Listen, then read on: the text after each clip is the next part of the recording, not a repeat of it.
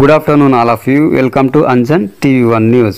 MJP junior college principal Poturaju Prasad పదవీ విరమణ సన్మాన సభలో పాల్గొన్న రాష్ట్ర కార్యదర్శి డాక్టర్ శ్రీనివాసమూర్తి.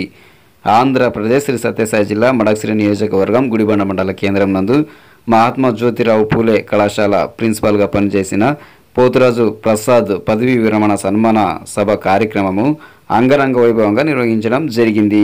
ఈ నేపథ్యంలో ప్రభుత్వం ఎంజేపీ బాలికల కళాశాలలో ప్రిన్సిపాల్గా విధులు నిర్వహిస్తూ పదవీ విరమణ పొందిన పోతురాజు ప్రసాద్ సన్మాన కార్యక్రమానికి ముఖ్య అతిథిగా తెలుగుదేశం పార్టీ రాష్ట్ర కార్యదర్శి డాక్టర్ శ్రీనివాసమూర్తి హాజరయ్యారు. ఈ సందర్భంగా రాష్ట్ర కార్యదర్శి డాక్టర్ శ్రీనివాసమూర్తి మాట్లాడుతూ ప్రిన్సిపాల్ ఆధ్వర్యంలో కళాశాల విద్యార్థినులు ఉత్తమ ఫలితాలు అందుకున్నారని తెలిపి ప్రిన్సిపాల్గా ఎల్లప్పుడూ అందుబాటులో ఉంటూ విద్యార్థుల శ్రేయస్సు కొరకు విద్యార్థుల భవిష్యత్తుకై ఎంతో కష్టపడ్డారని గుర్తు చేశారు. ఈ తరుణంలో కళాశాల సిబ్బందితో అందరితో కలిసిమెలిసి స్నేహపూర్వకంగా ఉంటూ ఉత్తమ ఫలితాలతో పాటు రాష్ట్ర స్థాయిలో కళాశాలకు గుర్తింపు తెచ్చారని, విధి నిర్వహణలో విశిష్ట సేవలు అందించి పలువురు మన్ననలు పొంది ఉత్తమ ఉపాధ్యాయుడిగా ఉత్తమ ప్రిన్సిపల్గా పనిచేశారని కొనియాడారు.